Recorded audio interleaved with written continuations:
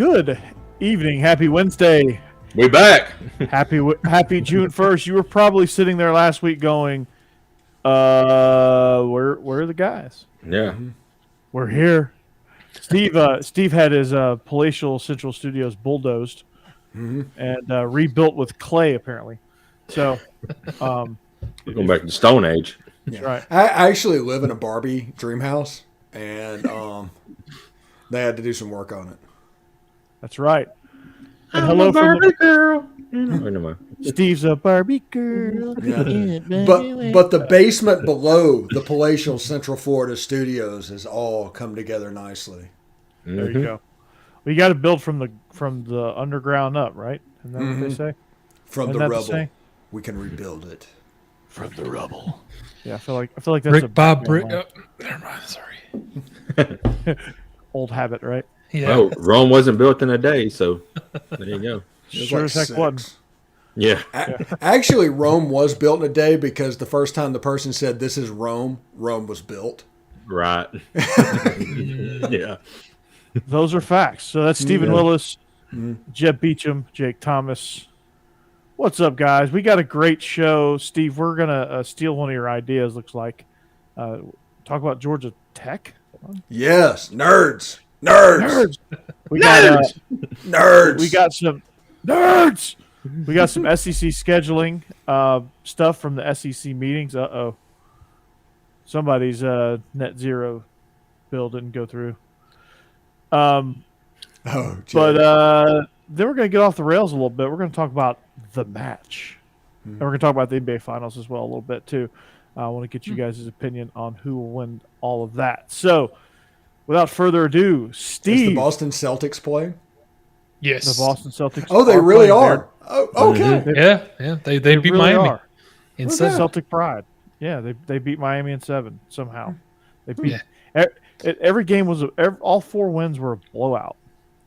Like every win in this series was a blowout. It was strange. It was a very weird series. Okay. So odd. All right. You want me to tell my story? Let's hear about it. Let's go. hear it. Okay, this is going to take a little bit of time, so whoever's in the chat, just bear with me. If you have any questions, ask them. We'll address them. But we have people here that are Georgia fans, Alabama fans, and Tennessee fans. 3 schools that have interest at that time of what Georgia Tech did.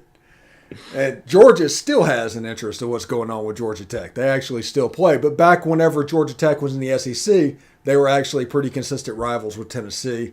And they are in Alabama's freaking fight song. That's how important they were to Alabama. So, what it is, in 1946, Ole Miss went to Atlanta and played a regular season game against Georgia Tech. That's the first time that Ole Miss played Georgia Tech, 1946. In 1947, Ole Miss hired Johnny Vaught. The head coach at Georgia Tech was Bobby Dodd. Well, Johnny Vaught tried to schedule a home and home like you figure you would. He's assuming, since they went to Atlanta, that Georgia Tech was going to come back to Oxford the following year. Well, Bobby Dodd refused. And then went on like a Steve Spurrier-like escapade for the next 10 or so years, talking about how he never will play a game in the state of Mississippi. And went on and do that. So the home and home, the only regular season game that has ever been played between Georgia Tech and Ole Miss was in Atlanta in 1946. That is just some background and the reason why it was on my Locked On Ole Miss show, because we're going to go full circle with that. So Bobby Dodd was a massive egomaniac. He was the Steve Spurrier of his day. Him and Bear Bryant negotiated an alliance in 1964. Yeah. The original alliance. Over something that was called the 140 rule. And what that meant is your football team and basketball team could only have 140 total scholarships. Good grief. Can you imagine what that would be like now? Wow. But Bobby Dodd did not want the 140 rule to pass because he did not want people that they had given scholarships to for it to be taken away. And he had secretly negotiated a deal with Bear Bryant to where he would vote against it as well. So the vote legendarily was at 6-6. With the only one left to go was the Alabama athletic director. And Alabama voted for the 140 rule instead of that announced. Well, of course, they're going to sign 135 people so that the other schools can't sign anybody. Yeah, that's the way they did. And Bobby Dodd threw a huge fit, like just complete temper tantrum to the point where, like, we're going to take our ball and go home. So Georgia Tech decided to become an independent. Before Georgia Tech left the SEC, the 1950s, they were in the top 5 like 7 out of 10 years. Yeah. I mean, they were a legit school. They were the power school in Georgia in the 50s. Now, Georgia has an SEC title during that time frame, but Georgia Tech has 2 or 3 of them and an undefeated season. It was crazy to see what they did. But Georgia Tech thought they would get delusions of grandeur and take that 200 and 100 record or something in the SEC and become an independent, be the Notre Dame of the South. The same mistake that Tulane made, by the way. Mm-hmm. Mm-hmm. And their time as an independent, there were 100 and 100. The highlight of Georgia Tech's independent period was they were the team that was playing when Rudy sacked the quarterback. Yeah, they were the one that was sacked by Rudy. Yep. So Rudy, in the 70s, Rudy. in the 70s, Bobby Dodd had moved on and everything, but Johnny Vaught was still maybe the athletic director at Ole Miss. Either way, he had a high influence on the program. And Bear Bryant offered to sponsor Georgia Tech back into the league, to bring them back in with his blessing, the Almighty. And they had 8 votes yes and 2 nay. And they needed unanimity or whatever it's called, unanimous. The 2 against was Ole Miss and Mississippi State, as a simple F you to Bobby Dodd for not playing a game all those years back in the state of Mississippi. Then, a few years later, Vince Dooley tried to get Georgia Tech into the league. The same thing happened. Really? 8 yes, 2 no, and the 2 no was Ole Miss and Mississippi State because they were going to hold that grudge because of the games that Bobby Dodd played over them forever. And eventually Georgia Tech joined the ACC because the SEC was not an option. So Georgia wanted a back end? Mm-hmm. Yes. Yeah. I'm surprised. Good for Mississippi State and Ole Miss. Hey, I got some stats here to follow up on what Steve had said. I found these when I was doing some research. The 1951 through 1963, they were 6-3-1 against Tennessee, 7-2-2 against Florida, 6-1 against Auburn, 7-6 against Alabama, and 9-4 against Georgia. That was their heyday. Back when it was a rivalry, folks. Right. And they was, like Steven said, was ranked in the top 20 each of those years and won the national championship in 1952. And the team they beat in 52 actually was the Sugar Bowl against Ole Miss. They beat Ole Miss in the Sugar Bowl. Mm-hmm. And I did some more research, some further research to piggyback off what Jake said.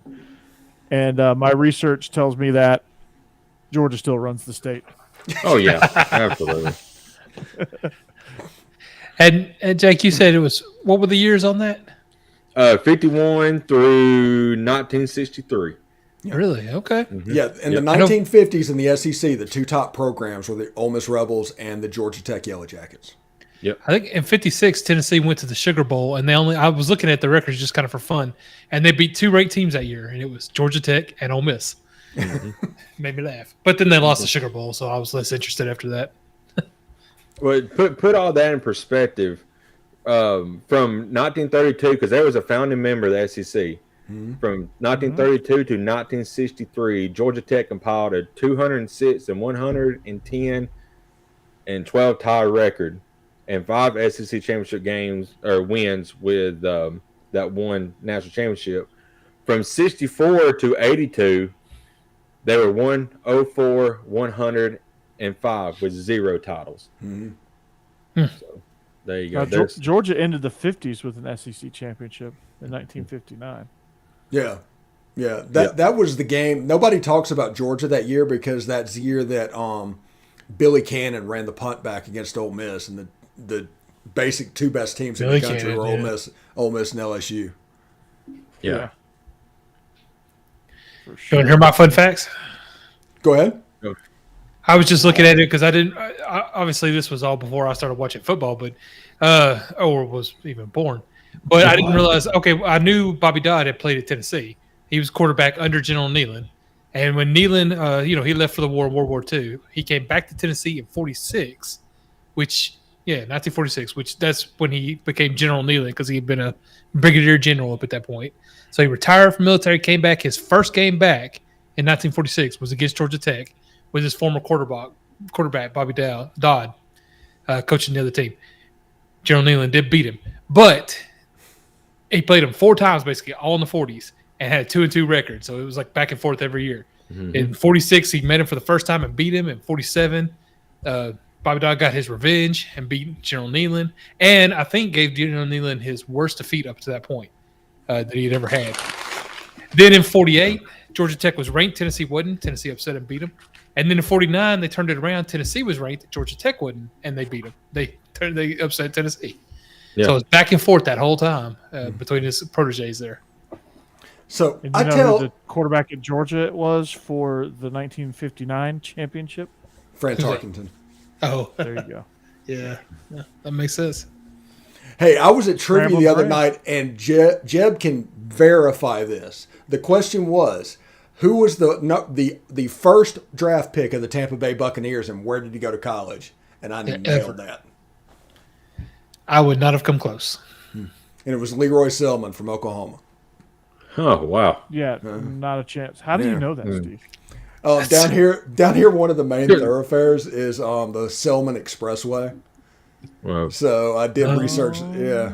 So I was gonna say he's a robot. He's an AI robot. Well, I mean, I guess we're next to Tampa. We got to start learning that Tampa trivia. I don't know. So I tell that story and everything. We give all that background to everybody. What's going on with the Georgia Tech situation? It doesn't necessarily matter anything. But I asked that to ask you this. There's the rumor of a all-SEC national playoff. And people assume that is going to be the 16 teams that are currently in the SEC. No, that is us taking the best of your conference and just putting 30 teams together like a little mini NFL. Where do I sign up for this? Yeah, and that's what that will be. If the SEC only playoff happens, you're going to have Michigan, you're going to have Ohio State, you're going to have Oregon, you're going to have USC, you're going to have Clemson, Florida State, Miami, North Carolina. Could you have Georgia Tech? Because the SEC loves Atlanta. So that's the reason I brought this up tonight, is the importance of Atlanta. Would Georgia Tech be able to make their way back in out of this purgatory that they've been in recently? I don't know. You think Mississippi's over it yet? Yeah. It's going to depend on those two schools. Ole Miss is playing them, so. Yeah. Oh, next year when Georgia Tech comes to Oxford, the argument that began in 1946 will finally be over. Georgia Tech will finally play a game at Ole Miss. Georgia Tech will be back in the SEC. If North Carolina's in the SEC, so will Georgia Tech. Okay. Yeah, I can see that. Like, they're not going to keep adding ACC schools and not get that Atlanta market. They're just not going to do that. Yeah. That's a fair point. And it preserves the Georgia Tech clean old-fashioned hate rivalry. Yeah, which that is going to be preserved anyway, although it leaves Georgia Tech with just a hellacious schedule. Have y'all seen that? No. Yeah, it's brutal. Oh, my goodness. The only reason I know, Steve, is because I listened to your show. I watched it. It's brutal. He's trying to get brownie points, Jeb. You know, he don't have to work this summer like we do. So really. Yeah, he's got time to listen to podcasts. Let me tell you something here, brother. No, I'm working as a job coach for Empower Youth, which is a program through Goodwill. So yes, I am working. I was at training all day long. So. Ooh, I got a job. Put that in your pipe and smoke it. Yeah, I got a real job.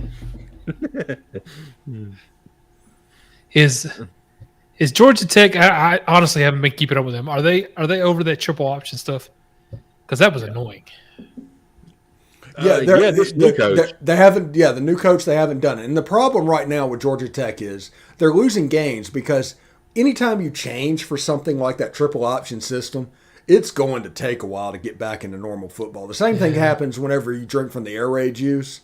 It's going to take a little bit. Texas Tech went through that a little bit after they got rid of Kingsbury.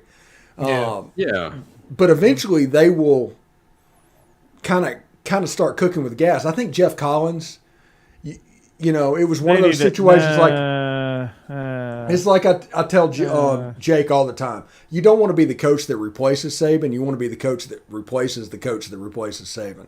And the same thing happened there with Paul Johnson because of the recruiting. Make this other guy do all the work for the recruiting. Then you come in and have a more neutral program to take over.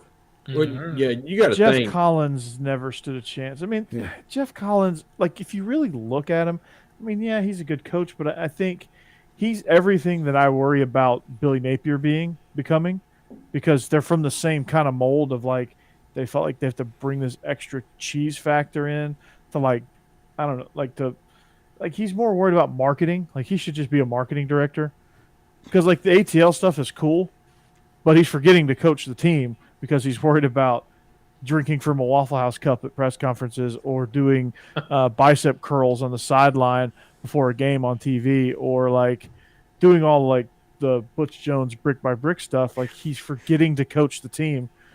And like one of Tech's, I think one of the telltale things is one of Tech's alum who like you cut him open and he bleed, like Yellow Jackets come out of his heart. Like that's what happens. And he left to go to Texas. Oh, yeah. And well, another thing is before Jahmyr Gibbs got to Alabama, you never heard of him. I didn't hear about him the last 2 years. This great, terrific player, all of a sudden, what happened? They didn't get any recognition. Yeah. He's underutilized. I mean, it's just like I said, just follow Georgia Tech for a little bit. You'll see. Like you'll see what I'm talking about. And you know, Jeff Collins is a good G5 coach, I think, but I'm not saying he's a bad coach all around. I'm just saying he's not a good fit for Georgia Tech. Georgia Tech needs somebody that's going to come in and really just focus on getting a few recruits, working the portal, and really developing the talent that they have there. There's some talented guys there at Georgia Tech. It's a tough school to recruit to because their budget sucks. Their school is hard to get into. They don't really like athletics there somehow. But they need a coach that can overcome that. Paul Johnson was that guy. They need somebody like that, but not run a gimmick system. They need somebody that doesn't give a you-know-what. I'm trying to keep our clean rating for now. At least make it off the rails. But do you know who would do a fantastic job there? Hugh Freeze. Yes. Oh, wow. Absolutely. Mm-hmm. That'd be a scary hire for Tech. That would be I would like that hire. Or somebody like Jamie Chadwell, I think, would do well there. Mm-hmm. But I do agree with you, by the way. Jeff Collins would be a Sun Belt coach. I could picture him doing that at Coastal Carolina or Georgia Southern. Something. Yeah. Collins would be great at Georgia Southern. Yeah. I agree. Just not like it. I just don't. I don't like it at Georgia Tech because like it's such a dramatic culture shift that like everybody's kind of like, wait, what? And then now he got Herman. so. That's a good hire. Tom Herman at Georgia Tech. I actually, as a Georgia fan, yes, that would be a great hire. Do it. I think Tom Herman at Houston was good. Tom Herman at Texas isn't going to show up at Georgia Tech. No. Tom Herman at Houston's the one you want. You don't want the one at Texas. I'm not touching that. You can have that one. I'm not touching that one. Both of them are kind of gimmick stuff. They're gimmick stuff, and they do not belong anywhere near major programs. Enjoy. Yeah. You can have Tom Herman. Give me Pete Golden. give me that guy. No. Like Shane Beamer would be a home run at Georgia Tech. Yeah, because I mean he's already in a better situation. He's not going to go downward, but like somebody like that. Oh, would be props outstanding. to Jeff Collins for one thing. Getting rid of the white home jerseys and bringing the blue and gold back to home games at Bobby Dodd. Yeah. The uniforms look cool. I like the ATL thing. It's God. Yeah, it's I'm one of losing their my dog card, but it's good. Yeah, it's one of their best selling points of their university is Atlanta, and the same reason I think the SEC might want them back in if they expand and go, just so they can have Atlanta's school. So why not market to it? Now coach the team. Yeah.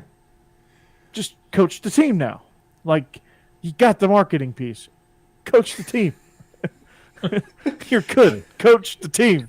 Yeah. We used to say that about Coach Bush him. Jones a lot. Coach them up. You're bringing in the great guys now. I am for Forget Bill the O'Brien to slogans. Georgia Tech. Let's do it. I second that. Yeah. The who? Pete Golding, a defensive coordinator, right? That's right. I've kind of grown on Pete Golden. So Nick Saban has. I mean, Yeah. he's got. I mean, Nick Saban, he survived a DUI under Nick Saban. You know he's doing something right. by the way, I don't know who said what in the chat because it's blurry, but I just see my name blurred out there. So I don't know what. It's John. Oh, hey, did. John. Oh, we got some stuff. Yeah, it's blurry. I can't read any of it. Yeah, I can't either. Really? So why is everybody blurred out tonight, Steve? I don't know. I don't know. It's clear for me. It's weird. Well, of course it is. Are we running on the squigglies here? Yeah. I mean, Are you everybody's using blurry. net zero? No. I'm not. Jeb hasn't cut off in the last minute, so I'm. Yeah, I figured out the problem there. It's Jeff's fault. My But, computer was automatically starting up a VPN every time, so I had to shut Okay. that off. Last thing about Georgia Tech, and we'll get out of the ACC here, but they opened things up with Clemson Oh. Oh, Mm. nice. on Labor Day at the Benz. The backup quarterback from Clemson transferred to him. The one that I cannot pronounce his name, and I don't mean DJ Pocahontas? Uwamo. Yeah, it was his backup. That was like, great, yeah. Of course, you would transfer to somebody Ole Miss's play. Yeah, exactly. Yeah, good luck with that one. Then they have a home game against Western Carolina. Trap game. Catamounts. Then they're home against Ole Miss. Oh, big L. Then they've got the Central Florida Golden Knights. They're in Orlando. Then they're at Pitt.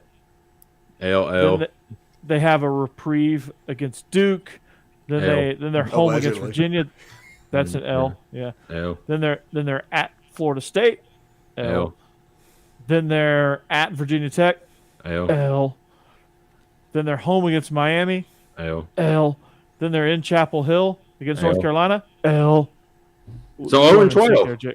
And then at Georgia, finally. I think they had like 7 straight home games through the pandemic.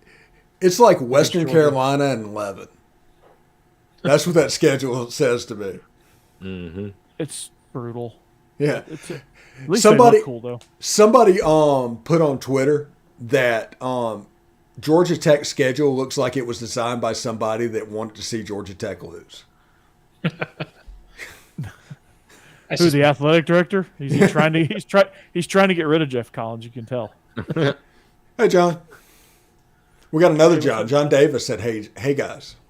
Hey, John Davis. Hey, John. Wish we could say hi, but we can't see you. Yeah. Besides Steve. Are Yeah. you On dogs? drugs. On We drugs. are all on drugs. Hey. Yeah. I'm on a magic carpet right over here. Okay. Let's I'm move on on drugs, from Weezer Georgia style. Tech because Georgia Tech is great, and I love that story. I think Georgia Tech in the SEC should be a 30 for 30. It would be fantastic. Really should. Wait. Can I ask a quick question before we leave that? Just not really on Georgia Tech, but on since they left the SEC. Swanee also did. Did Swanee just give up football? What happened with them? I've never looked into it. They are a D3 school. They are the University of the South in Sewanee, Tennessee. But they And still play. They play Okay. D3 football, but play they left the D3 SEC because they could not win a game. They just Yeah, got no, that makes sense. drubbed. But they do have the famous 1899 team to where they played 6 teams in 7 days and beat them all. And it was like Ole Miss, Texas, LSU, Tulane, Alabama. They just went through and beat everybody. So nobody can take that away, even though it was 2 centuries ago. All right. I just had to check on that. But they have a rather nice D3 stadium, though. Yeah. It's a beautiful little school, but I had trouble picturing them playing football. I don't know why. Yeah. Hey, Steve, by the way, I'm Cool watching logo, too. on YouTube, and it's kind of blurry on YouTube as well. So Really? I don't know. And it's like delayed like 30 seconds. I don't know why. Well, it's delayed like 30 seconds. So we can beep it if we need to. Yeah, well, yeah, there you go. But yeah, it's blurry on there, and yeah, so I just pulled it up on my phone, and YouTube is blurry as well. I don't know what's up. YouTube on my end is fine, so that's weird. Okay. The Twitter's clear. Okay. I mean, it's such a small window, I can't read the chat still, but It might just be on my end, boys. I don't know, but I don't know. Explain why Jeb and Corey can't see the chat either. I don't know. Yeah, I don't know. It's weird. I mean, it was completely YouTube green. on my end is fine, so that's weird. Okay. The Twitter's clear. All right. Okay. Twitter's clear. It's such a small window. Yeah. All right. Well, I was either way. trying to get the echo in there, Yeah. Yeah. the echo chamber. Echo. Anyway, so the SEC schedule, guys. Now, we are brought to you by BetOnline.ag, by the way. Yeah. I'll get to that in here just a little bit. But the SEC schedule, SEC media days. I don't want to get into the whole like everyone asking every coach about Jimbo and Saban. It's some of the responses are pretty funny, but one of the things that's up for vote is when Texas and Oklahoma come in. This would be effective then. They're going to do away with the divisions, have a single table, and go to either an 8-game schedule with 1 permanent rival or a 9-game schedule with 3 permanent rivals. Well, I'll give my opinion first on this while y'all think about this. There's no way the 8-game schedule is going to work with 1 permanent rival, because if we all remember from 1992, why did Auburn have to give up Florida? Yeah. And it was Alabama and Tennessee. So there's 2 games that they're going to play every year regardless. That Alabama-Tennessee game and that Alabama-Auburn game, one of those is not going away. So it's going to be the 6-3 model, the 3 permanent teams, because there's really only one team that you can immediately look at and say, hey, these guys are 3 permanent rivals and they should absolutely not lose any of them. But most of them you can do 2, and I think Mississippi State you can do 1. Mm-hmm. Who's the 3? The 3 one's Texas, and that is Texas A&M, Oklahoma, and Arkansas. Okay. So this sounds like the pod system, but without Georgia, pods. Florida, Georgia, Auburn, and Georgia, Tennessee. Yeah, but I don't know if Tennessee is going to make it. It doesn't have doesn't have the same kid, because it's going to be Tennessee, Vandy. It's going to be Tennessee, Alabama, and then Tennessee and Florida. Would that rank higher than Tennessee, Georgia? That's a good question. Probably, yeah. And then the 3 rivals. Sorry, go ahead. I was going to say 3 rivals for Alabama was Auburn, Tennessee, and LSU probably. So that's tougher than ours. mm-hmm. No, I feel like Tennessee fans hate Florida more than Georgia, but that's probably more Steve Spurrier's fault than it is Florida being a bigger rival. It's kind of like now with Ole Miss, if we had a coach enough, we hate the team. I guess Georgia would then pick up South Carolina, because that's been a pretty contentious rivalry lately. Yeah, that's true. In order to have for Alabama to have the 3rd Saturday in October with Tennessee, Ole Miss had played Tennessee for decades until 1992. That game went completely away. That was a victim of the move to divisions. And I mean, Tennessee and Ole Miss have dibs on Vandy, but I wouldn't mind getting the Ole Miss Tennessee game back. And the fact that it's every other year, because you'll play that 6 like twice in 4 years. Yeah. So the Tennessee game, even if it's not every year, will be back more regular than before. I like that, because I want kids to sign up to go play at a school in the SEC to be able to play every SEC team while they're there. I Which agree. hasn't been happening up to this point. So Yeah, I agree. I think that'd be fun for the kids. and if you're there Texas 4 years, Texas A&M's played Georgia one time.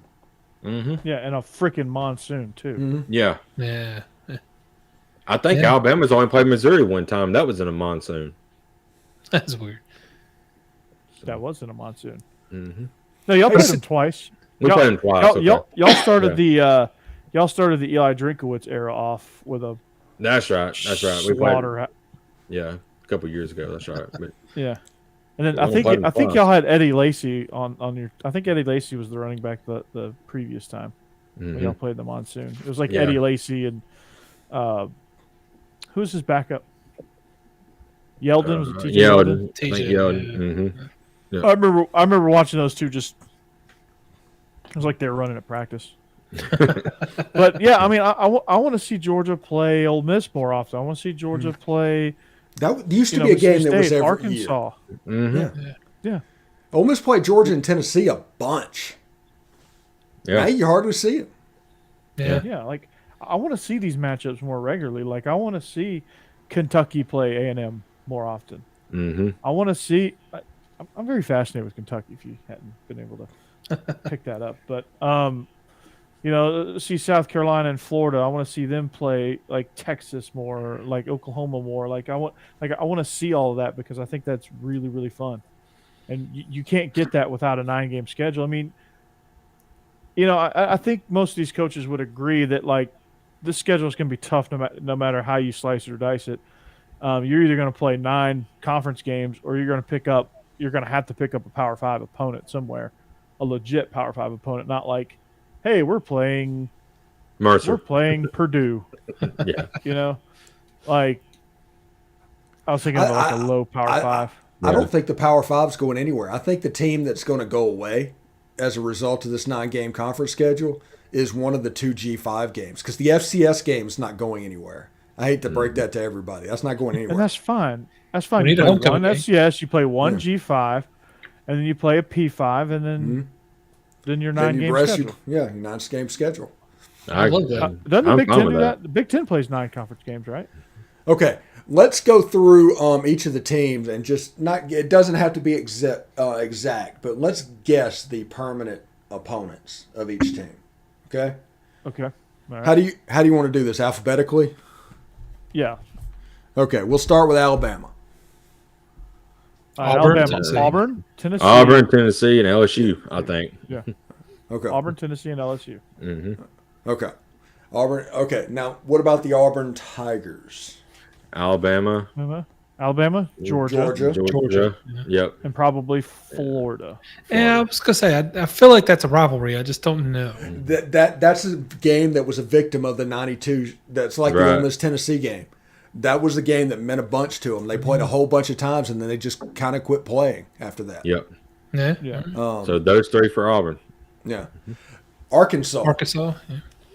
Texas, obviously. Texas, Texas A&M, Oklahoma, Or Missouri. Missouri. I don't know. or Missouri. Yeah. One of them. Missouri, or LSU. Yeah. Yeah. The battle for the LSU. boot or Missouri. I'm gonna be honest. I'm gonna say something. I think they should do LSU, even though they can't. But I will say this about the Arkansas game: Ole Miss has a history back with Arkansas into the '50s. I mean, even when they were in the Southwest Conference, Ole Miss played Arkansas, and it's just a fun rivalry now. But it's probably going to be a victim of the scheduling. Yeah. It just is what it is. But it'll still be a fairly regular game, so it's not like it's gonna go Yeah, by the every other wayside. year. Yeah. You play them every 2-3 years. Yeah. not- Every other it's not- year. Every That's other not year. bad for some of these fringe rivalries, but okay. So Arkansas, we're saying. So are we saying both Texas A&M, and Yeah, let's we're go saying Missouri. Missouri. Yeah, Missouri, A&M, and Texas. Although I would, instead of A&M, I'd almost say Oklahoma, Texas, and Missouri. Yeah. That's what I'm thinking. But I don't know. You want to say OU? Yeah, let's say OU. Yeah. Let's come to a consensus. OU. Okay. All right. All right, the Georgia Bulldogs. So the home run obviously is Florida. That's a free And space. Auburn. And Auburn's a free state, free space. Auburn's definitely a free state. Yeah. What are we going, Civil War again? South Carolina. I could see that. Either South Carolina or Kentucky. Yeah. Probably it feels like South Carolina. I think Kentucky is safe for Vanderbilt. I think that that is the third permanent opponent for Vanderbilt, along with Tennessee and Ole Miss. So we just got Vandy out of the way too. Yeah, but we don't have to talk about them anyway. So Right. Yeah, Yeah. well. Yeah. That's all the Vandy talk. Yep. Florida. Vandy, Florida. Florida. Okay, so you have Auburn, since we just said Auburn. Auburn. Georgia. Got up Georgia. LSU. Yeah. That would be a fun one. LSU is difficult. Mm-hmm. LSU's. I don't know if you can do the LSU Florida game again, because LSU is going to have Texas A&M and Ole Miss, and then Alabama. Yeah. Yeah, that's true. So no LSU. So you thinking? You Tennessee. thinking Kentucky here? No, give me Tennessee. Or Tennessee? Kentucky. Could be Tennessee, right? It's got to be Tennessee For then. Florida, yeah. But Tennessee don't have a third opponent yet. I know, and that's a tough one. I think Florida would probably be it. I don't know. I hate to. And Florida, South Carolina, they have that weird game for whatever reason. Yeah. Yeah, that's true too. Yeah. I don't know. Tennessee used to have that. Like I said, there's a lot of old rivalries that have kind of disappeared. But and the Tennessee-Kentucky one was fun for a while because of the whole battle of the barrel or whatever. You know, the whiskey versus bourbon stuff. That could be a permanent for Tennessee. I know they got rid of the barrel because of alcohol-related issues, but It's like that's absolutely stupid and soft. It is. Yeah. Yeah, it is. All right, The But- bourbon berry, whiskleberry, yes. South Carolina let's say South Carolina. for Florida. Yeah. yeah. I'd agree with that. Yeah. All right, who's next? After Florida, I'm let's see, might be a little bit out of order, but let's do Kentucky. Vandy. Kentucky. So Kentucky, we've got Vandy. Who are their rivalries? Yeah. Vandy. And Let's say Tennessee. All right. And we'll say they have a pretty good rivalry right now with Missouri. Actually, Mississippi State. Yeah. Mississippi State. If you look at Mississippi State, you can find one rival. The Ole Miss game's a free space for them. Yeah. But So finding the Kentucky. other two is difficult. Mm-hmm. So Kentucky might work for that one. If Ole Miss is going to get Vanderbilt, give them Kentucky. Yeah. Let's go with Mississippi State, actually. Mississippi State gets screwed in that deal. No, Yeah. LSU. LSU. LSU, Mississippi State. Yeah. No, Ole Miss. Since it's the LSU game, Ole Miss, Texas A&M, and Alabama. Yeah. Yeah. Mm-hmm. Yep. John, does that sound good for you? Tough grouping for LSU, but it makes sense. Yeah. Right. So LSU, Ole Miss, and A&M. Yeah. Alabama. Yep. Yeah. So the Gulf War can still happen. I don't know when it can happen, but it can still happen. Because Texas and Texas A&M is absolutely about to happen. And I am going to take Thanksgiving and let's do it. Yeah. Oklahoma next. Let's see. do Ole Miss. We'll stay in the state of Mississippi. Oh yeah, Ole Miss. Yeah, let's do. Ole Miss, So- Mississippi State, and LSU. That's free spaces. Mm-hmm. Okay. The third one I would do is Vanderbilt because they Yeah. played 100 times. And Right. it was a long-standing rivalry there. Yeah. For whatever reason, that one has survived, and they've played almost every year since 1940 or something like that. It's ridiculous. Yeah. Well, Ole Miss has got a free win at least. Yeah. All right, let's do OU. So you got to do Texas. Texas, Missouri. Missouri. Yeah. Yeah, Oklahoma, Missouri. That's a good one. Because that's an old Texas. Big 8 thing because they've played like 90, Yeah. 100 times as well. And then Big 12, like Chase Daniels, Sam Bradford days, like the mid to late 2000s, were like they were battling out for the Big 12 every year. There's a little history there. A&M be the next one.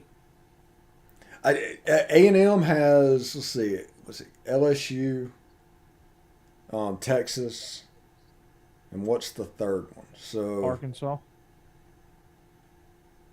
If No, Arkansas does.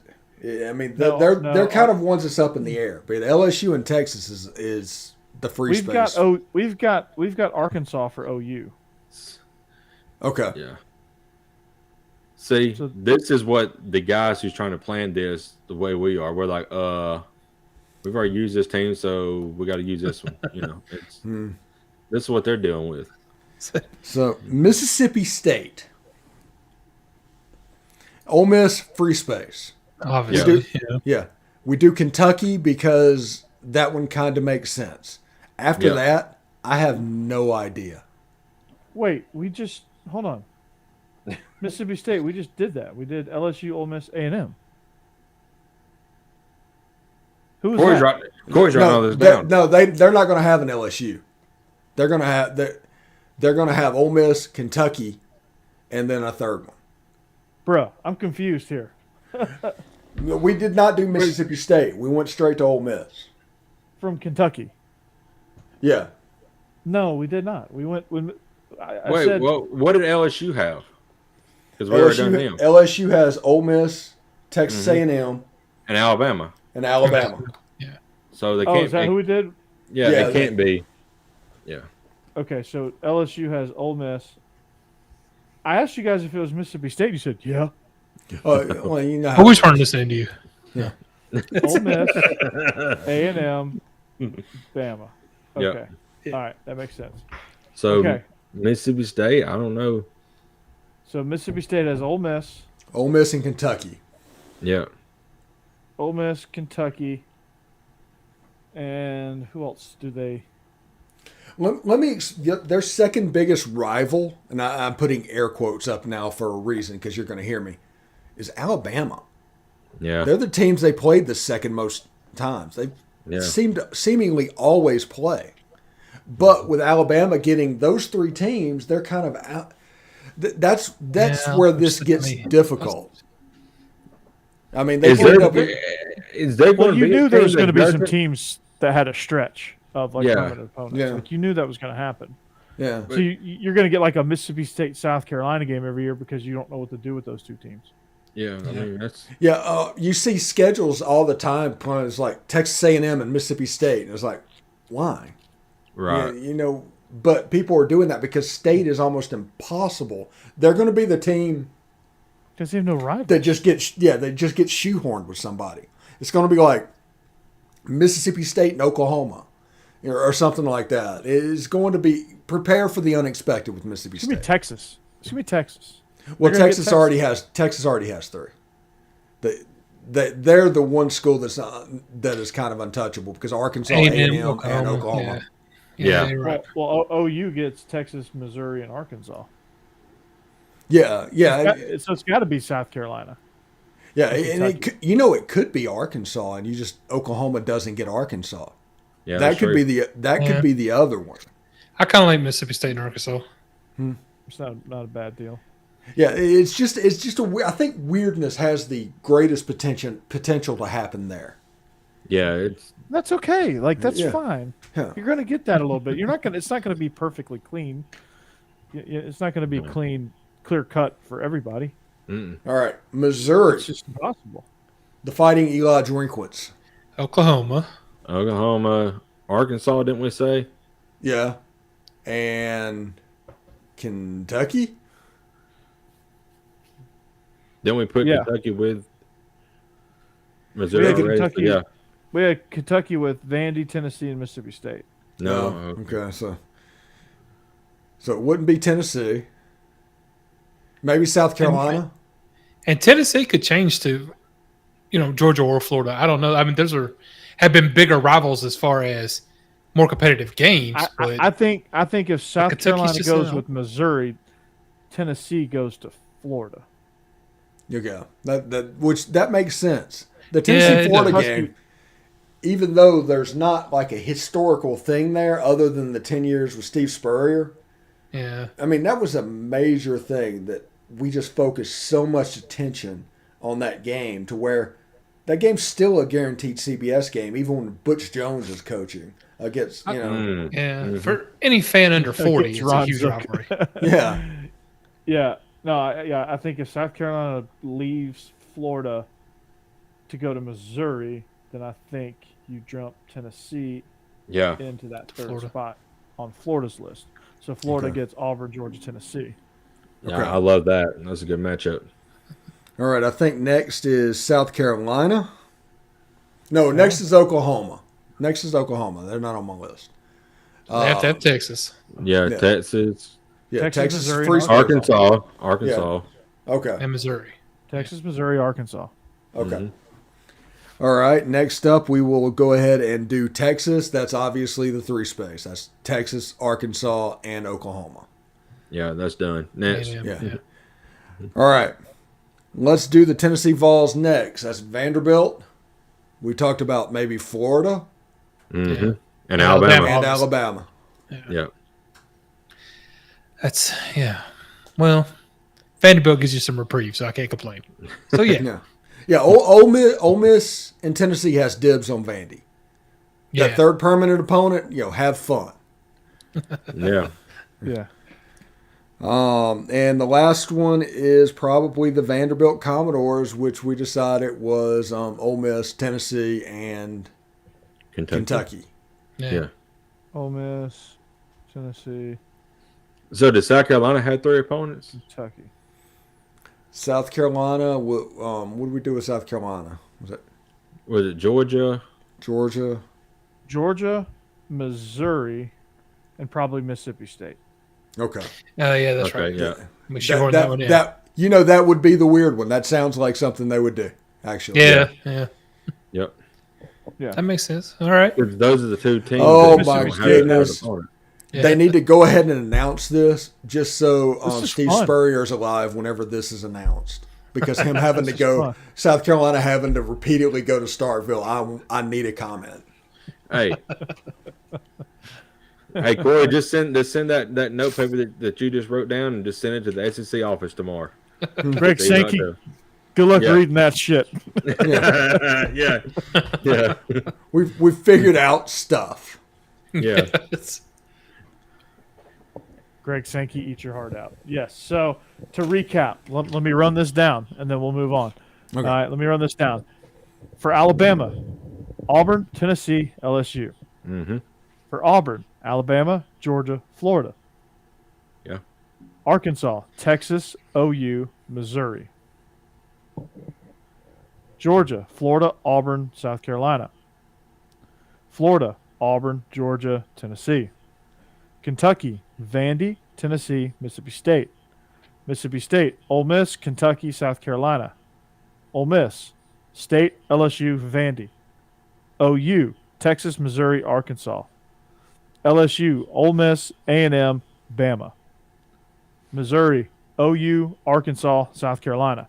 Texas, A&M, Arkansas, Oklahoma. Tennessee, Vandy, Bama, Florida. Vandy, Ole Miss, Tennessee, and Kentucky. What were Kentucky's again?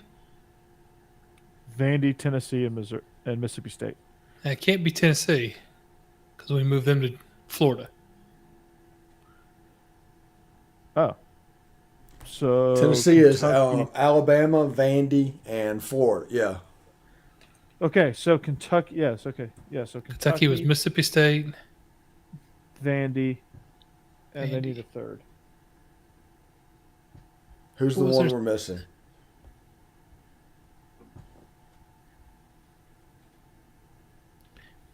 Do we have Missouri on here one too many times?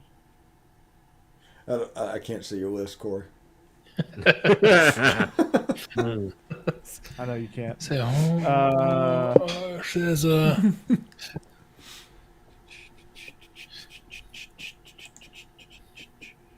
right. Okay.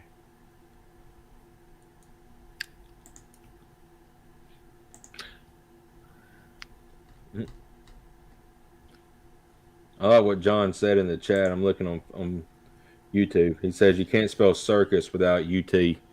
Citrus. Well, that's true. You can't spell circus without UT because there's no T. No, there ain't, is there?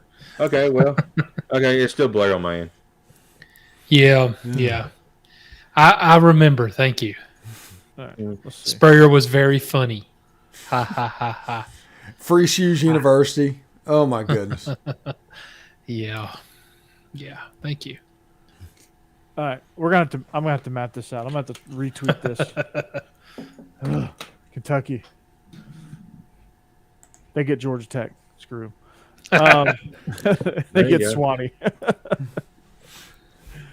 Okay, so as my diagramming skills are off the rails, let's go off the rails. Did anybody watch or is watching the match?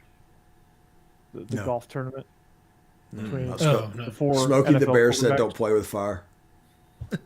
Right. It's they need some pros. Like, you know how they did it with they paired Manning and Brady up with a pro. Mm-hmm. They need to do that. That was fun to watch. Because these guys aren't trash talking each other enough. And who's in it? I don't even know. It's Mahomes and Josh Allen versus Brady and Aaron Rodgers. Oh my Lord! Oh, all right. So they already started. Yeah, they started later. They started earlier today. So who's in the lead? I don't know. Let's see. This is great shows here. All right. So you're going to get, here's the match right here. All right. You're going to get, who is all tied up, leading to the final hole. Oh, wow.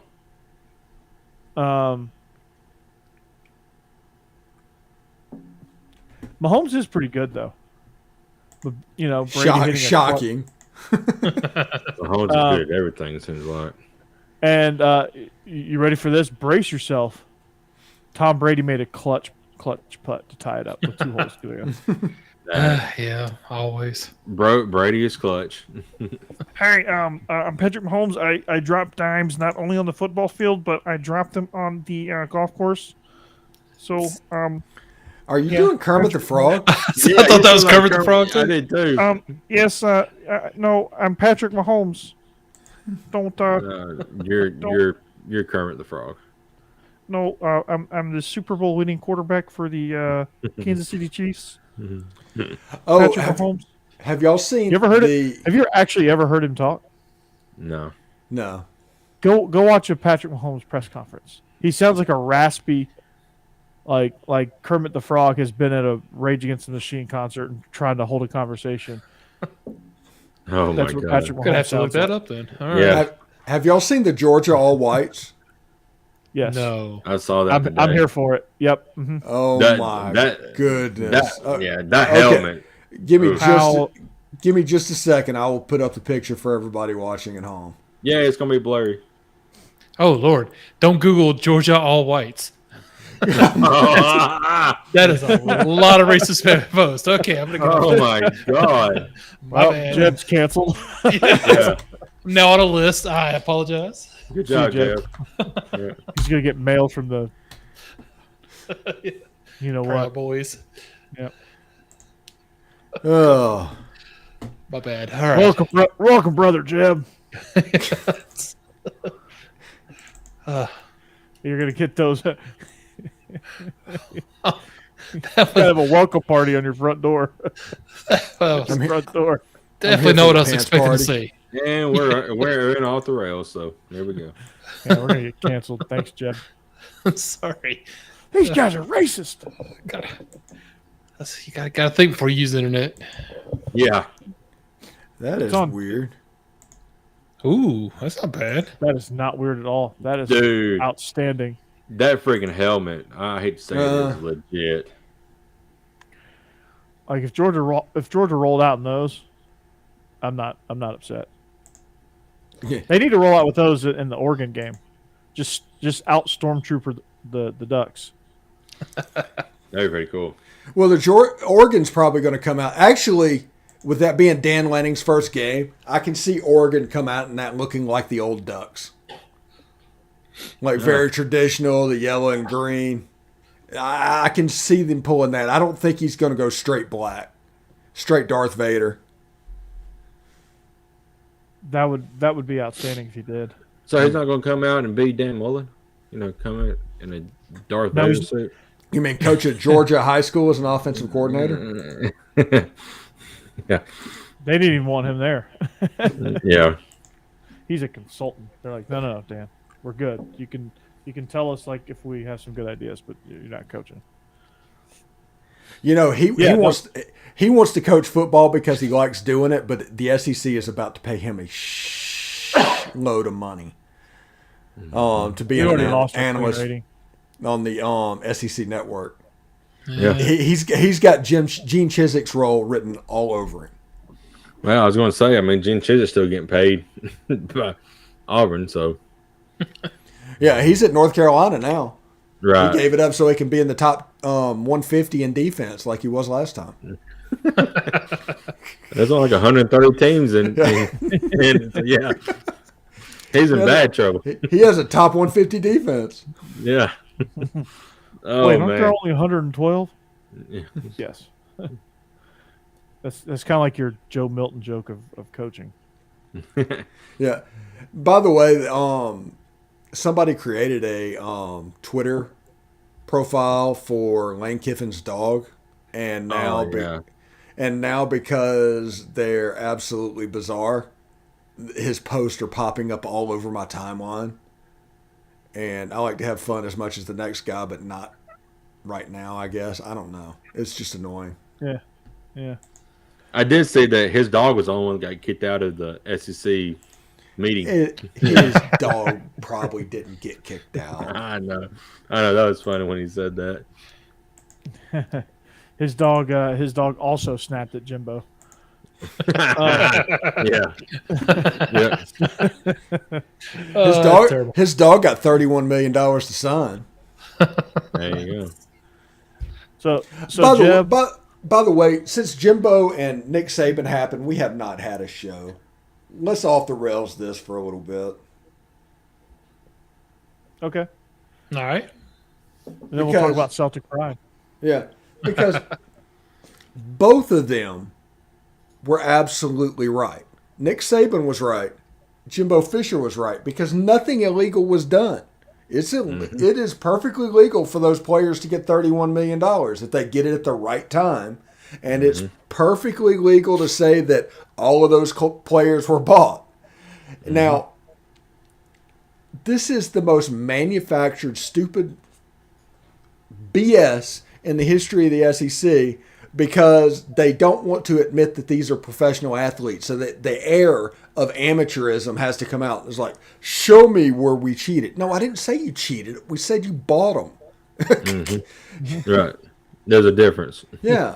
Nick Saban even came out and was like, yeah, I didn't say he cheated. No. I didn't say he did anything wrong. Yeah. I just said he bought him. Yeah. Is that not true? Yeah. The fact of the matter is, whenever that came out, Nick Saban was talking to his boosters. Yeah. That was for their benefit. The media ran with it. Jimbo got all kinds of butt hurt. And this was the most tired story ever. And believe me, you think they're high-fiving at SEC Media Days? Or SEC probably. meetings? My highest viewed video in the history of the Locked On Ole Miss podcast channel was a video that I made about Jimbo Fisher and Nick Saban. It got 3,000 views in a week. Nice. Yeah, all right. So are you promising 3,000 views for this episode? Not at an hour and 33 minutes into it, but You're going an hour and a half? Yeah. Damn. Time flies. well, it's an hour and 3 minutes. I was say it's only about an hour. I was going to say, I was like,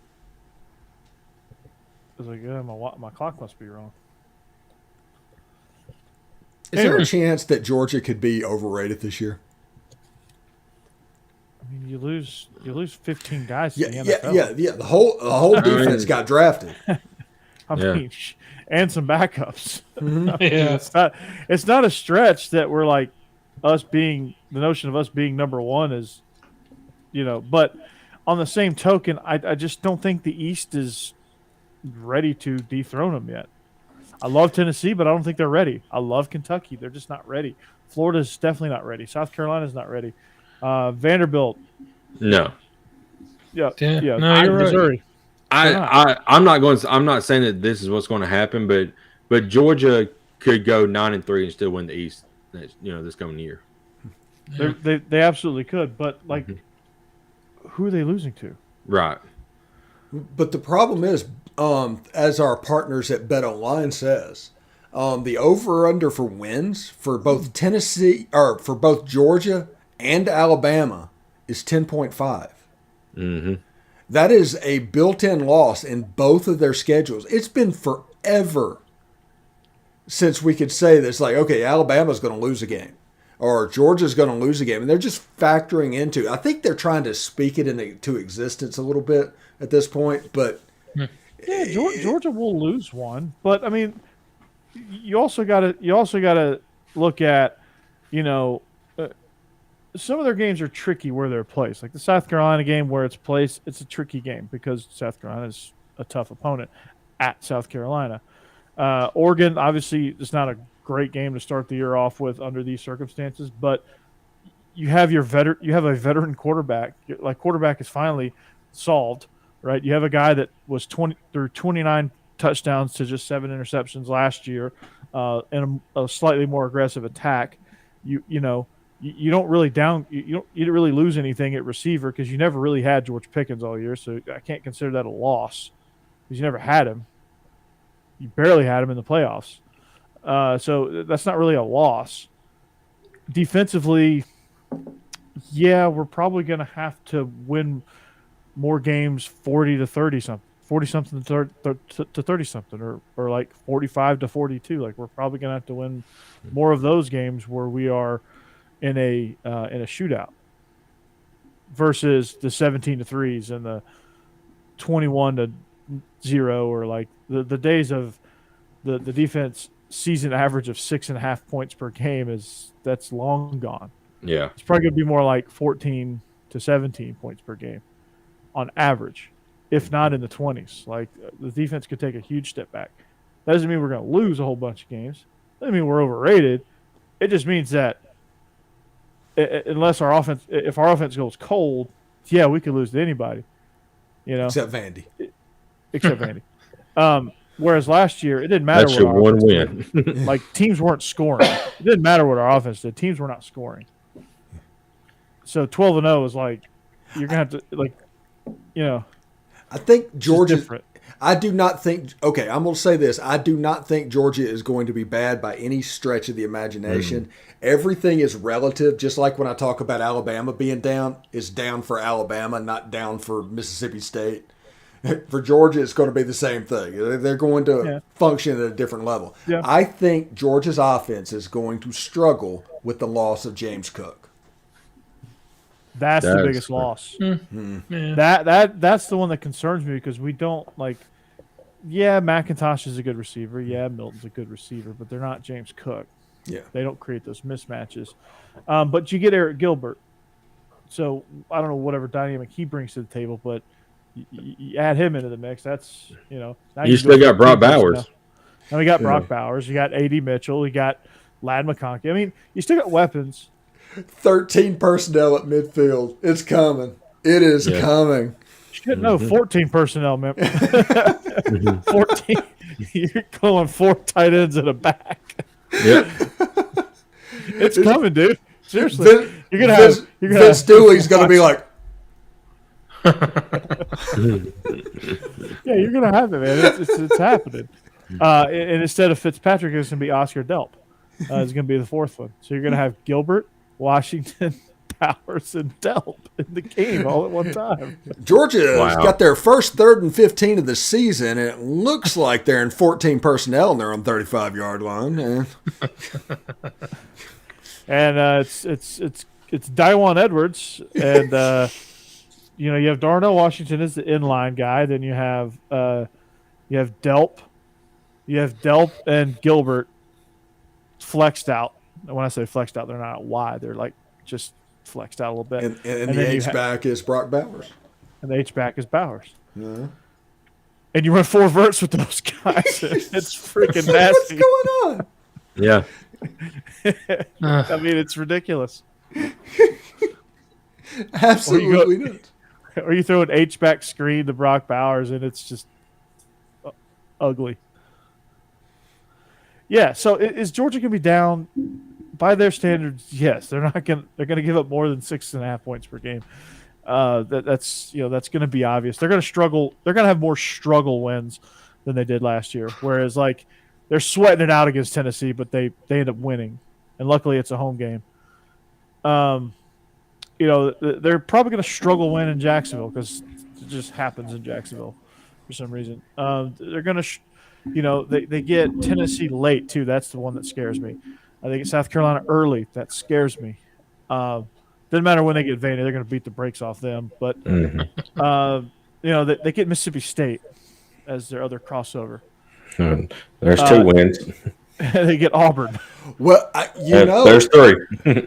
Or at least going 3-9. Mississippi State two years ago against Georgia actually was able to score some points against that defense. And they did. I mean, and this is his 3rd year, which he's always better his 3rd year. This is always his voodoo year. Mm-hmm. So it's not an easy game. So they're gonna. I mean, they could go 11-1, Starkville? That I don't know. Oh, I can see the chat now. UGA could easily go 12-1 next year. Oh wow, we can. Who's going to beat them besides Bama? Bama, Georgia is like they're kind of on the same plane. Like Bama is better at defense than Georgia, but Georgia will be better at offense than Bama. Did y'all hear what Billy Napier did? What Billy Napier did at Florida? Gave out the I Like to Practice award. Well, no, this is even worse than that. You have some of the best-looking jerseys in college football. I don't think anybody would disagree with that. And I would totally disagree with that. He is going to wear an all-black strip once a year. Think about that. Yep. Take a second. All black at Florida. Oh, wow. Yeah. I wonder what Spurrier has to say about that. I don't think they have the best jerseys in the conference, but no, that's certainly in Oxford. I do like that blue and red. I mean, it is sharp. It is very sharp. And those are Georgia whites, though, now. Georgia comes out in those all whites, but that would be tough to beat. Mm-hmm. Just I do like the blue, the orange helmet with the Gators on it. If I take my Florida hatred, put it aside, they have a great color combination. When they go, I like it when they go white on blue. And I like it when they go blue on white with the orange helmet. I'm going to show you the all blacks in just a second, and I'm going to right now. There is a uniform that Florida won that is just absolutely their best look. I'm going to put that up there as well. And I don't mind the white helmet that they go with every once in a while with the F on it. That's a cool helmet. Tennessee, when they go white on orange, when they go white on white, actually not white on orange, white on white is a good clean look for them. Yeah, they're stormtroopers. I do like those. Bama is just a classic look. Yeah. Now my question is, while Steve is pulling this up, does Bama have any like? No, thank you. No, no. It's like South Carolina. Yeah, I don't like that at all. Yeah, I mean that's horrible. There is no black in their color scheme. None. Yeah. They're orange, blue, and white. Now I'm going to show you the best looking Florida uniform. Ready? He's going orange on orange. Ah. Oh. Yeah. Yeah. Okay. When did they wear those? They wore it as a throwback last year, so it would have been against probably a G5 team or someone. All right. Those are pretty slick. Yeah, I like those. That's what they need to wear. Those are slick. Now, Jake, does Alabama have? Because Georgia, they only wear the red and the white top for games, but they have if white pants or red pants that they wore the one time for the throwback game against Arkansas, but they still have them. They had the white pants, the red pants, the black pants. Also, and then obviously they're bringing out different color helmets now for the recruiting pictures. I wish they would bring these out. Does Alabama do that kind of thing where they play with different things at recruiting trips? Not that I know of. I think it's just a classical look, and a lot of people have been begging for the white helmets to come back at Alabama, and they just have no plans on doing it. This is the same fan base. I'm sorry to make fun of Alabama here. This is the same fan base when they put houndstooth on their collar. They absolutely lost their damn mind. Yeah. We're hanging on to. Yeah, it's not even different color. Yeah, not even different color pants. But it's got to the point where if they wore white helmets, which is in their history, if they wore white helmets, they would lose their mind. But Georgia could go back to the block G with the silver helmets, and that would be in their history. Right, that'd be a sick look too. I wish, I'm not a uniform traditionalist anymore. As long as it looks good. Like the Georgia Power Ranger uniforms in 2011 against Boise State were awful, and they got their ass handed to them in them, which is what I was glad for. Unfortunately, Steve, you remember these when Georgia rocked the black helmets and the black pants against Florida on Halloween one year. Is when we were working together, and you called them the Grambling State. Oh yeah, it was actually a good look. Israel wore those. Israel was on the team when they wore those. Okay, that's cool. He said he said the guys loved them. He loved the black helmet with the red face mask. For whatever it is, 18 to 22-year-old athletes that play college football enjoy all black uniforms. Yeah, I love it. I love it at Halloween for Tennessee because it's black and orange. It just kind of makes sense. Yeah, for Halloween, that is sick. Yeah, those are great. You can say thank you to Lane Kiffin for that. Yeah, I know. Yeah. One contribution to Tennessee. Say it, Jeb. Look, I know we hired Lane Kiffin for a reason. We knew he was a good coach. Yeah. Just turned out to be kind of a bad person, but he's gotten better. I'm sure. Like I don't know. Like Jeb, if Tennessee went just down the Oregon path when it comes to uniforms, would do you think Tennessee fans would embrace that? Would you embrace that? Tennessee has a lot of very traditional fans. I think a lot of them would get very upset. Yes, they would embrace that, and my points would be the smoky grays and the black uniforms they wore last year. The smoky grays were pretty nice too. I did like those. Yeah, no, I'll take it back. You're right. As long as they look good. Yeah. Like if they even went as far as having an orange helmet as well, and like a smoky helmet. Yeah. Yeah. Like what if they came out in full road cone with the orange lids?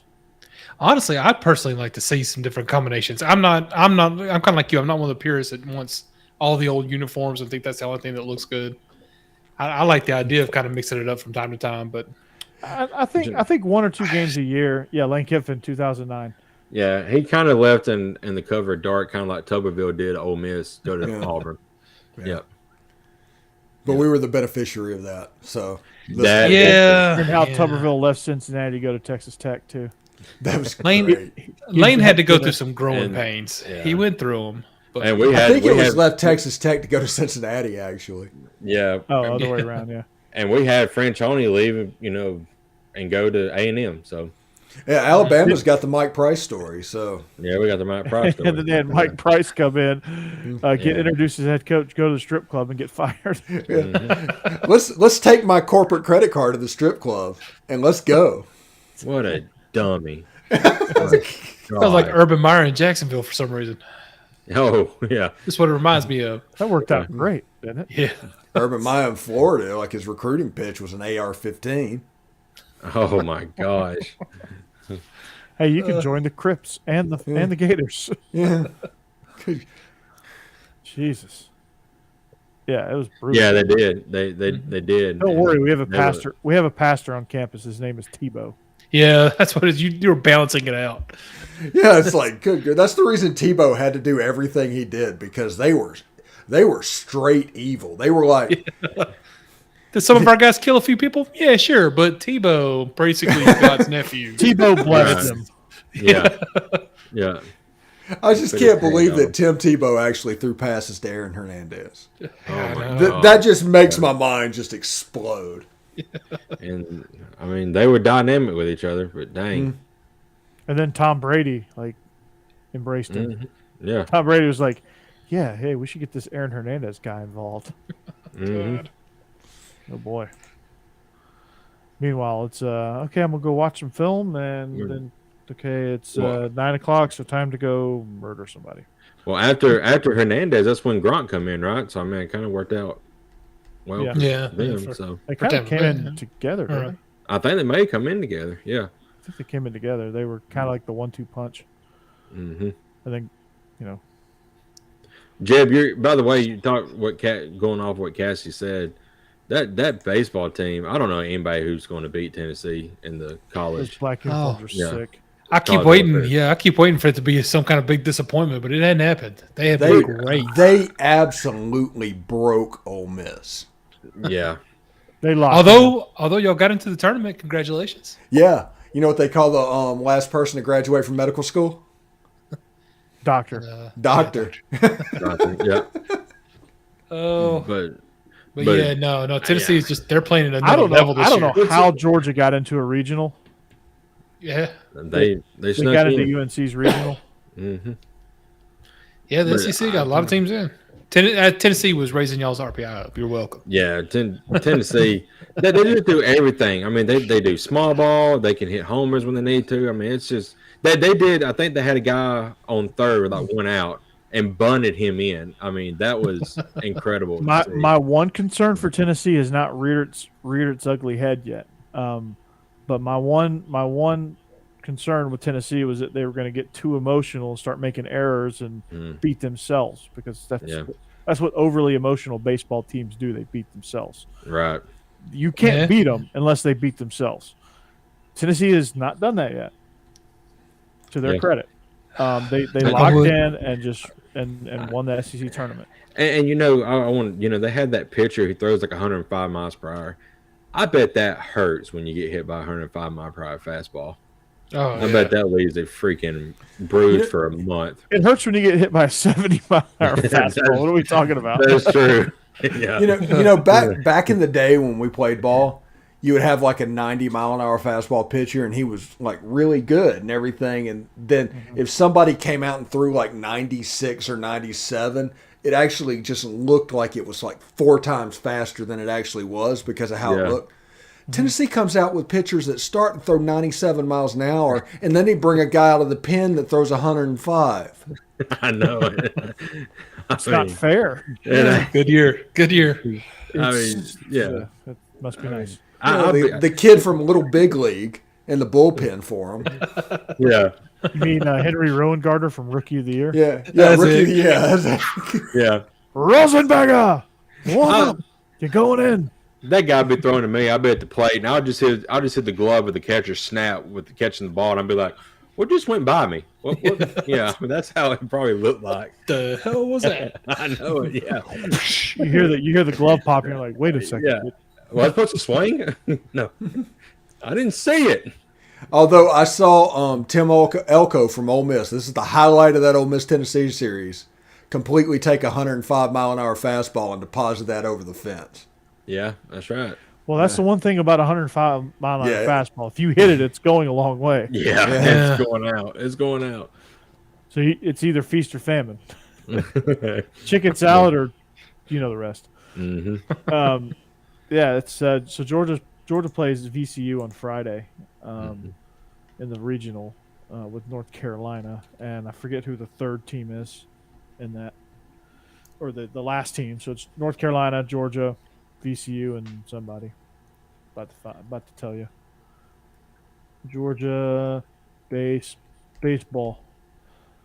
Let's see. Learns their fate. Oh, and by the way, the U.S. national team just completely destroyed Morocco tonight. out of boys. There you go. It was 3-0. And honestly, it was not particularly close. What was the score? It was 3-0. Wow. Yeah. Yeah. Hofstra's the fourth team. They're getting ready for 2023. Yeah, there's a thunderstorm coming because the remnants of Hurricane Agatha is going to come across Miami. So you're going to have thunderstorms for one day for the Miami regions, and people from Mississippi are just losing their mind. It's like it's not a hurricane. It's not going to be a Cat 3 rolling through there. At best, it's going to be a tropical depression. Just calm down. Games get canceled today. Yeah. At best, they might just move over to Marlins Park and close the roof and let's go. There'll be more people at that game than there was a Marlins game, so they'll be okay with it. Well, yeah. I think the Marlins has handed it to the Braves this year, so a lot of people are. Yeah, I know. I didn't realize Syndergaard was playing for the Angels. Yeah, I don't think the Mets re-signed him, but I mean that Mets pitching staff right now is amazing. But guess what, Jake? They're the Mets. They're going to falter about August. They're going to fall apart. They're going to fall apart by the All-Star break. And then we'll finally get hot and probably overtake them in the East. But it's really the Braves and the Mets. Yeah. Have y'all seen Shoresy on Hulu? Yeah, I haven't watched that yet. I hadn't. Watch Shoresy. Is that the hockey ref? Yeah, the hockey guy. Yeah. I see the TikTok clips. It's hilarious. Oh yeah. It is better than Letterkenny. I didn't know what that was. But better than Letterkenny? I've seen him on Letterkenny, but I've not seen his own show. He's always hilarious on Letterkenny, but it's always like in small doses. So it made me wonder how that's going to be. I was wondering. I was like, who the hell is Shoresy? And why is this fun? But he's like a little side character. I was like dying laughing. Telling a story on there is like you were named for the place you were born, but how do you abbreviate handicap bathroom stall at the Cheesecake Factory in Boca Raton? It's like, holy crap. Yeah. Oh, man. Some great insults. It's fantastic. They do a good job of not keeping Shoresy up to 11 because that's what you see him on Letterkenny. Is him at 11. It's not like that. There's some of that in there, of course, but it's a genuinely good story. If you saw that episode of Letterkenny to where they played the girls hockey team, it's the best one. Oh yeah, that is a pretty good representation of what Shoresy is. They've recreated Auntie with the new GM lady with they did a pretty good job of that. All right. Nice. Well, I got an email from Cam Rogers. He sent one out to the Bleav family. Okay. And talking about the NBA Finals. I guess he's a basketball guy. They have a poll going over there. Who's going to win? Is it going to be the Warriors or the Celtics? Warriors in 5. I'm rooting for the Celtics only because the Warriors knocked out Memphis and hurt Ja. So I know, yeah. I was aren't disappointed and upset about that. Aren't the Celtics the number 1 defensive team in the league? Might be, but I mean, Steph Curry can make it from a mile away. I mean, you can't once he gets going, you can't stop him. Do the Celtics still play good fundamental basketball? Not like they used to. Right.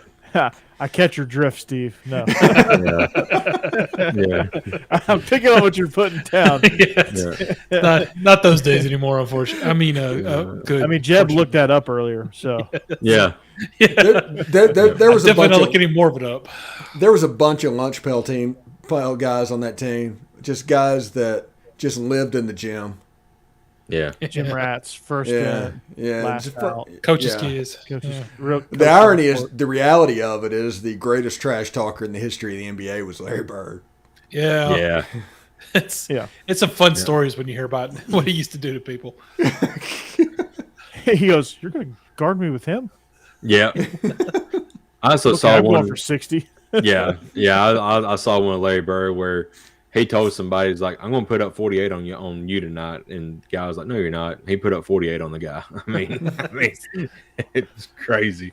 There was one game where they were doing such a poor job defending him. He got bored and started shooting left-handed. Yeah. And draining. Yeah. Yeah. And still put up like 27 points. He came out of a timeout and he goes, look, he told the coach, he goes, look, I'm going to fake here. I'm going to go down in the corner. I'm going to shoot this three and I'm going to beat your ass.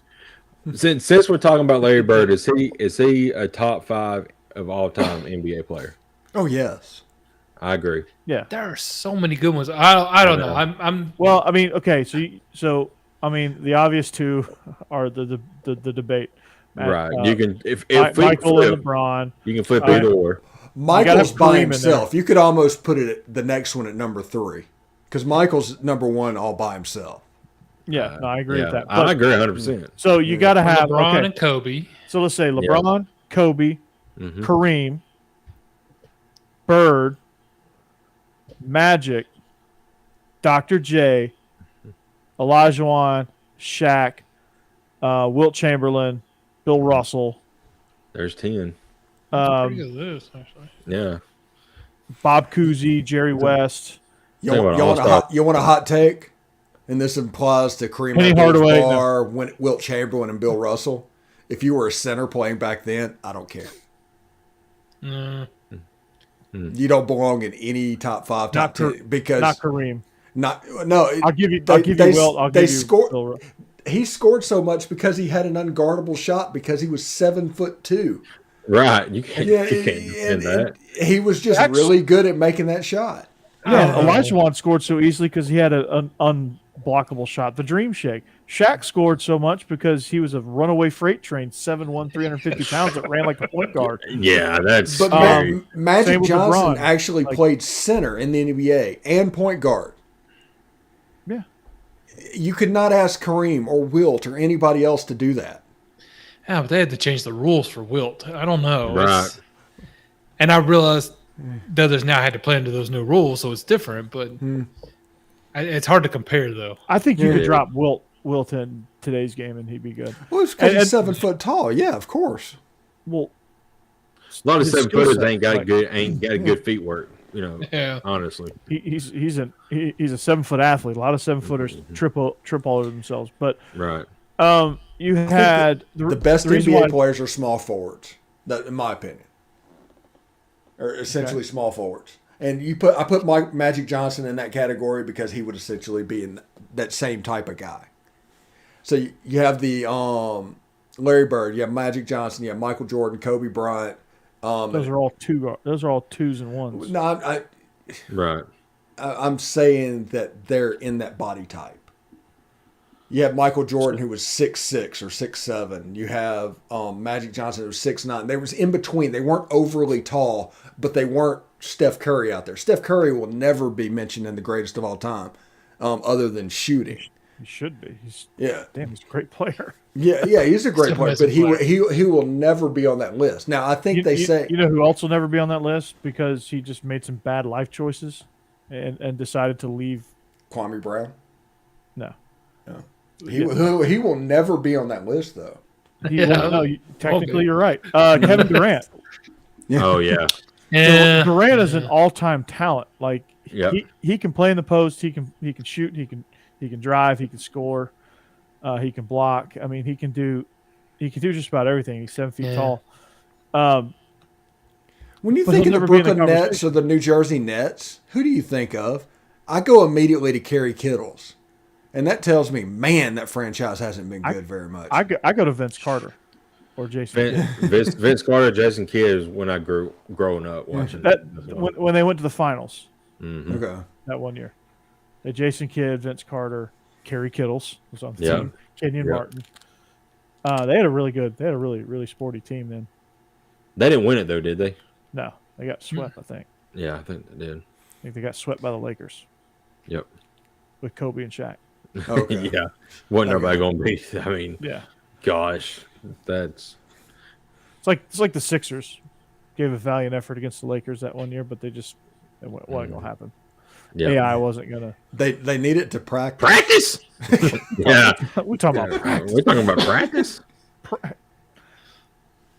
That's Jim Mora meets. Yeah, Allen seriously. Iverson. Practice.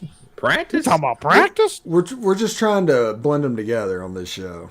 Yeah. Gotta love it. But I mean, it's a your all time list is. You can make cases like Steph Curry. Obviously, is the greatest shooter of all time. Right. Durant has all time talent, but like his production just isn't there because he's selfish. Yeah. wanted to join up with probably somebody. the most volatile player of all time. Okay, today's rules, the way they play the game now, would you take Steph Curry or Reggie Miller? Reggie Miller. Yeah. Then how's Steph the greatest shooter of all time? I take Reggie Miller for other things. Pure shooting ability, I'm taking Steph. Yeah, Steph's a freak. Yeah, I mean, But Reggie Miller, like there's other parts of Reggie Miller's game that I would take Reggie Miller. Jake woke the dog up. Sorry. Because I said Jake practice. woke the dog up. Hoof. It's like, what's that a euphemism for? Yeah. Like Reggie Miller's trash talking alone makes him a better overall player than Steph Curry. The fact that he's Cheryl Miller's sister and was the number 2 player in his own household, to me makes me smile. Every time he goes to the Garden, they chant Cheryl. Oh yeah. Cheryl. So like, all right. So ranking just centers, Steve. Who's the best center of all time? Best center of all time. Well, it's obviously not Bill Russell. It's obviously not Will Chamberlain. It's obviously not Kareem. So who is it? Probably Shaq. I think Shaq's got to be. I think Shaq affected even more than Kareem, even more than Bill Russell, even more than Wilt. Actually affected the area around him. I mean, there's 2 things that happen. Everybody knows about the Jordan rules as a way to try and nerf him a little bit and get him down. The other one is hack his Shaq. Mm-hmm. Because he was awful at free throws. Yeah. And it's like shooting a tennis ball down at the rim. Yeah. Just chunk it up there. Okay, I can see that. What about, could you make a case for Hakeem Olajuwon?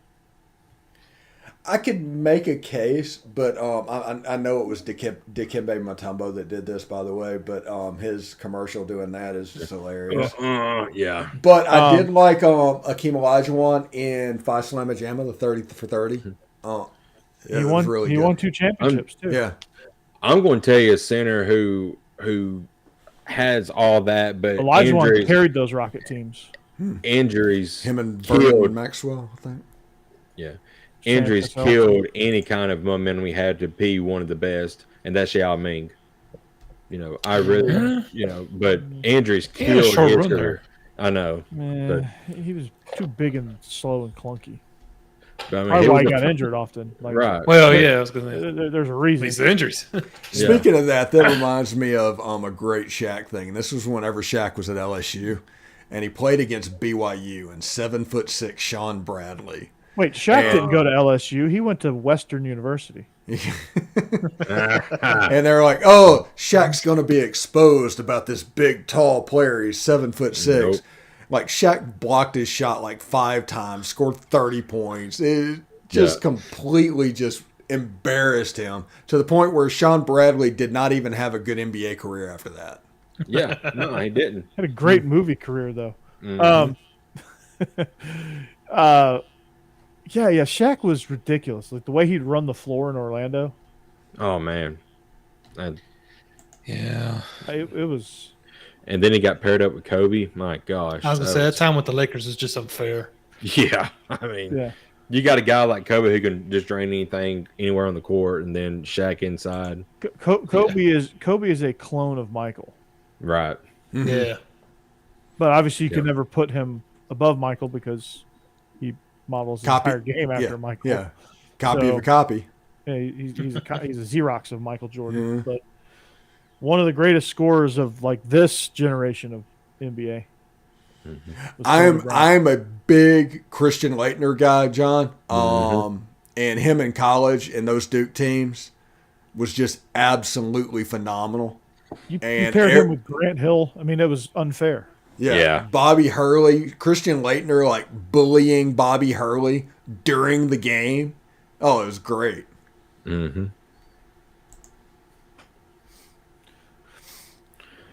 Well, okay, power forward.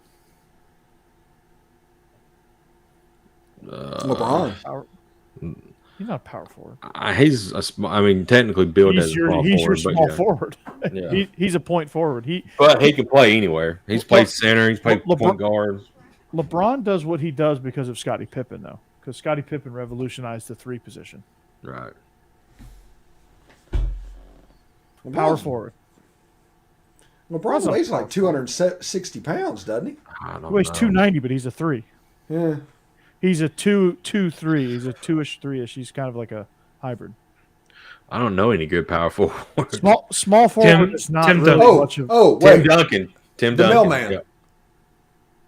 So you're looking at the mailman, Barkley, Tim Duncan. Barkley's a good one. Yeah. Carmelo, you're right. Carmelo, yeah. You're probably looking at.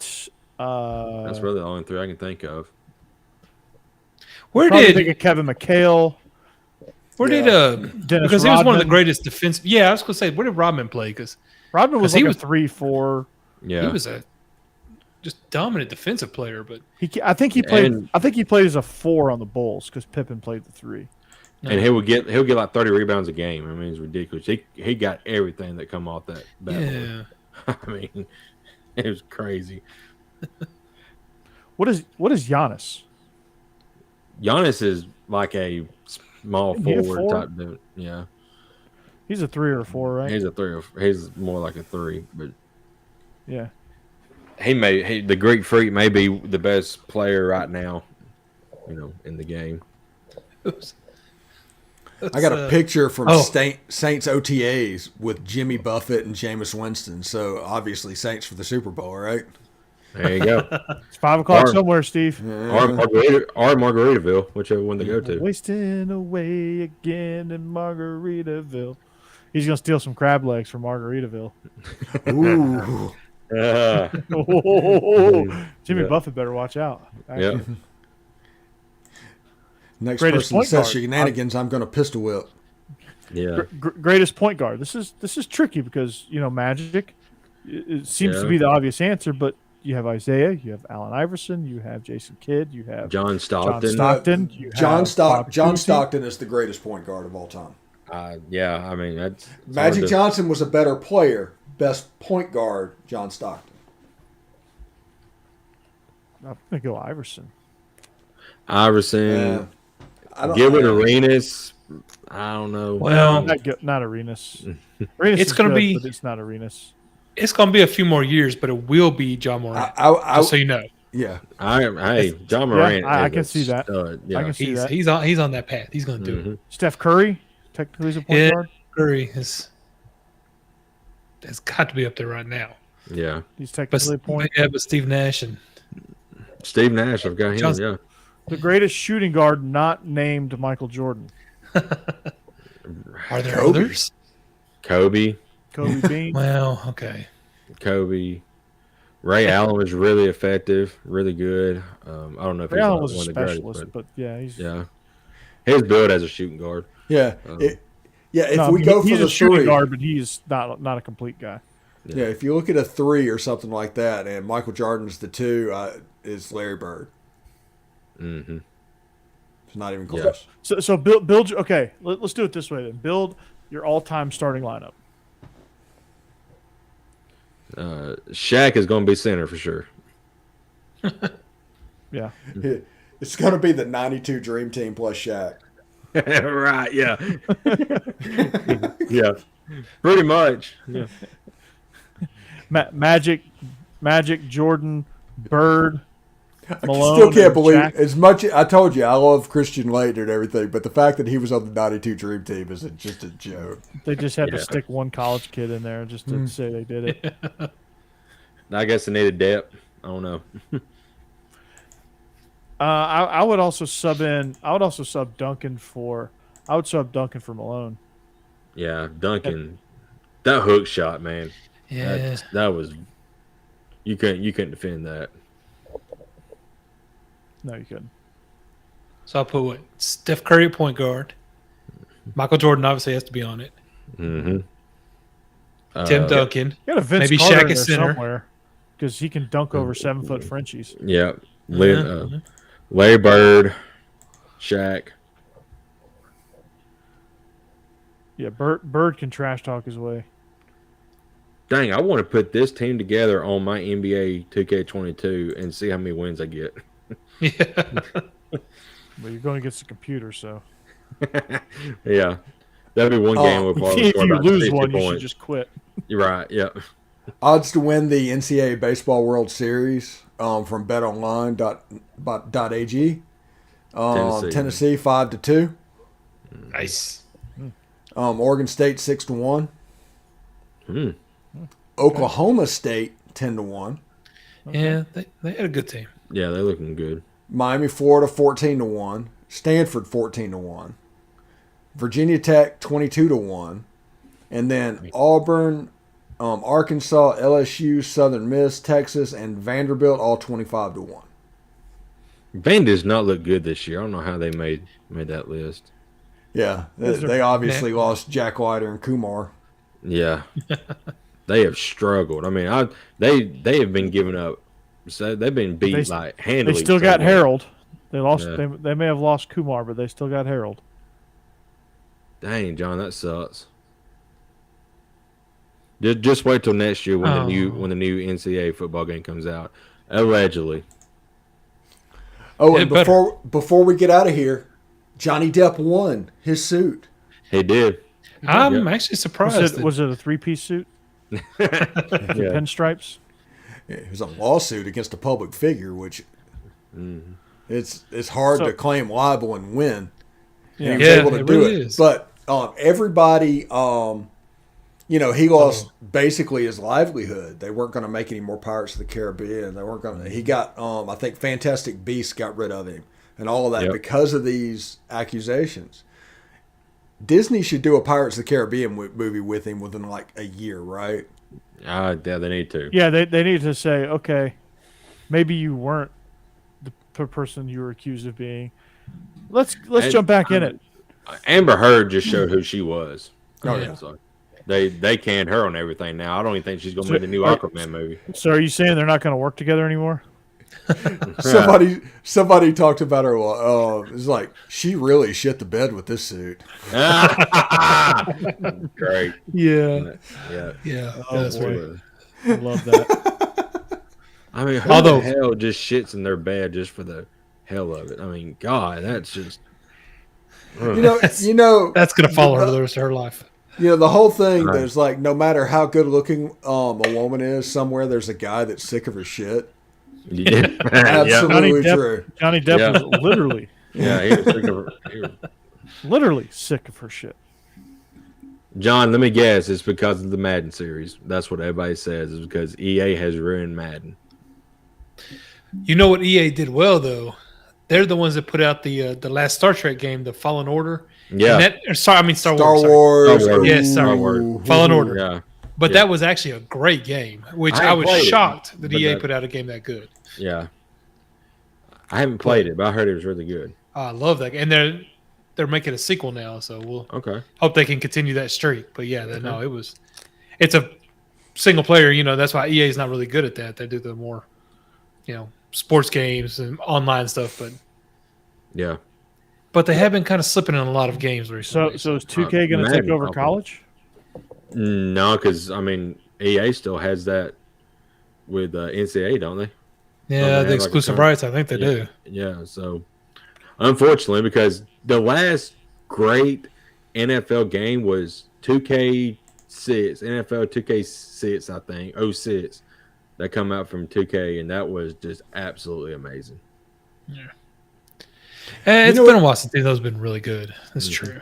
You know what they should do? They should name that whenever the NCAA series comes back, they should just have Bill Walsh's college football. Nice. No, I think Gus Malzahn's college football. Which greasy boy is it? Used to play. He's got his own team that makes a football game now. Really? Ryan? Or Bob? Bob played for the Greasy, Dolphins in the 70s. Yeah, one of the great is Brian played for Michigan and now is a commentator. I think it's Bob Greasy's and whatever the football.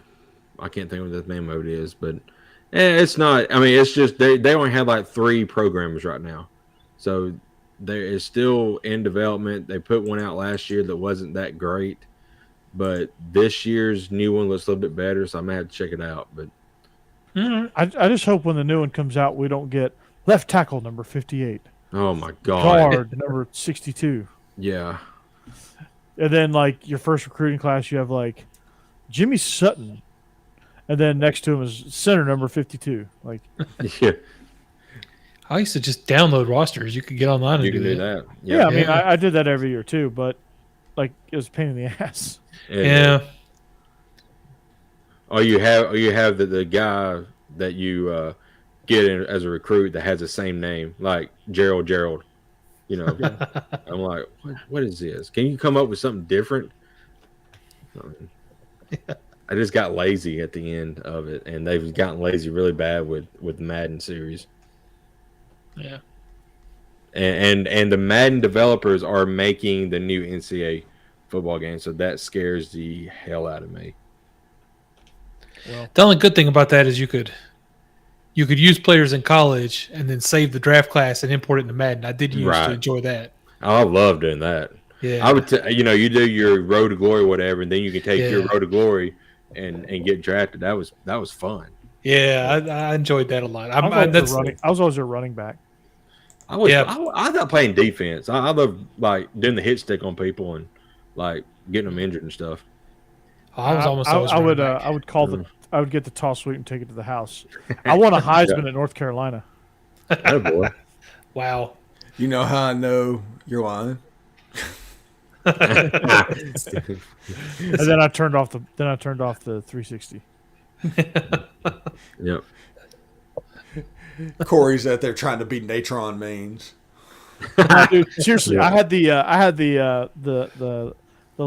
Ladanian amber visor, the Sean Taylor amber visor, with the face mask, and I had the sleeve. Dude, I was all swagged out. That is funny. Oh my gosh. The player was supposed to have been Tebow. His name was Christian Sapp. Wow.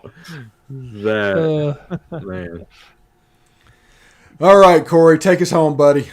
Yeah, I gotta get in bed. Yeah. Take me home. Oh, yeah.